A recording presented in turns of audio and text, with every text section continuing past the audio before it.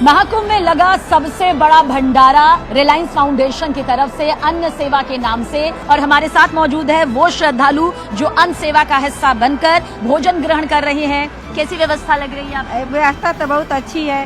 अन्न सेवा में हम लोग को बहुत अच्छा निवेदन है कि बहुत भोजन बढ़िया से पाए, खाएंगे, मस्ती उड़ाएंगे, घर जाएंगे। हम लोग बहुत खुश है, खाना खा के बहुत अच्छा लगा संगम का। अंबानी जी से हम लोग बहुत खुश हैं। अच्छा, और कैसा लग रहा है अम्मा? अच्छा लग रहा है, बहुत अच्छा लग रहा है। पहले आई हैं आप यहाँ पर? हाँ, पहले खाया है? पहली बार आए हैं। पहली बार आए हैं। सिंगल लाइन लगाइए please, single line.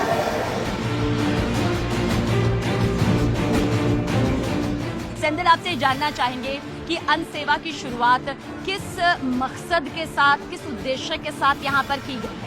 This Anna Seva Bandara started in January 26. It will continue until February 26. Every day is morning 4 hours, 11 to 3. Evening is about that 7 to 11. Is providing about that Anna Seva to the pilgrims across the country. It's about every day is about more than 50,000 meals we are providing. बड़ा भंडारा, और सबसे बड़े भंडारे की देखिए तस्वीर इस वक्त आपके सामने है कि कितनी स्वच्छता के साथ और कितनी सावधानी के साथ यहाँ पर किलो किलो जो है भोजन बनाया जाता है और सुबह शाम इन्हें परोसा भी जाता है। शायद ही कोई एक ऐसा क्षेत्र हो जिसमें रिलायंस फाउंडेशन अपनी महत्वपूर्ण भूमिका निभा ना रहा हो, लेकिन इस बीच अन्न सेवा महाकुंभ क्योंकि 2025 हमारे साथ देखिए अन्न सेवा किचन की अपनी जिम्मेदारी जो है कंधों पर संभाले हुए और बखूबी से निभाने वाले दो सबसे जिम्मेदार शेफ मौजूद हैं जो यहाँ की जिम्मेदारी संभालते हैं। आप दिनेश हैं और आप दिवाकर जी हैं। तो दिवाकर जी, सबसे पहले ये बताइए किस तरह से कितने कितने किलो यहाँ पर भोजन तैयार किया जाता है? यहाँ पे मैडम दाल जो है, दाल 900 किलो, चना है 1000 किलो, इस तरह का हम लोग का दाल पकवान यहाँ पे चल रहा है। और बाकी चावल के लिए हम लोग ने बहुत सारा बाहर अंदर की तरफ एक बॉयलर लगा हुआ है जिसमें हम लोग 15 मिनट में कम से कम उसमें 200 किलो राइस पकने का ये रहता है। उसमें 3 यहाँ पर देख रहे हैं कि टमाटर को जो है वो अच्छे से बॉईल किया जा रहा है, मतलब सेहत का पूरा ध्यान। कैसे दिनेश जी, ये बड़ी चुनौती रहती है?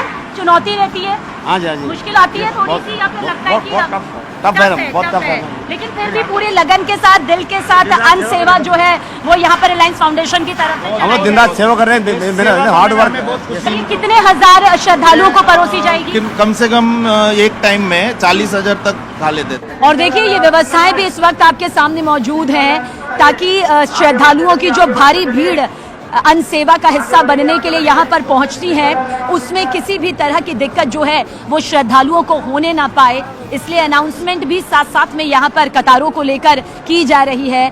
5 तरह के स्वादिष्ट पौष्टिक भोजन जो हैं इस वक्त श्रद्धालुओं को जो महाकुंभ में पहुंचे हुए हैं उन्हें यहाँ पर परोसे जा रहे हैं।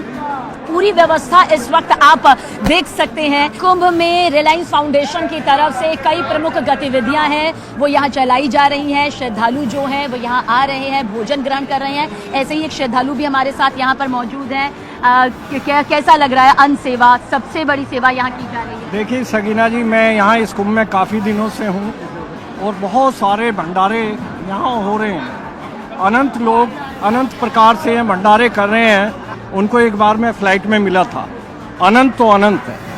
अनंत अंबानी ने रिलायंस ग्रुप का एक अलग नाम किया क्योंकि चैरिटी में कहीं भी इतना बड़ा नाम आम पब्लिक के लिए किसी का नहीं है जितना बड़ा अनंत ने काम किया।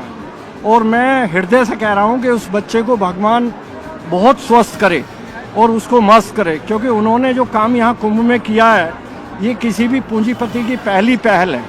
लेकिन जिस तरह का काम अनंत अंबानी ने किया है ये आम आदमी के लिए बहुत ही अच्छा काम है।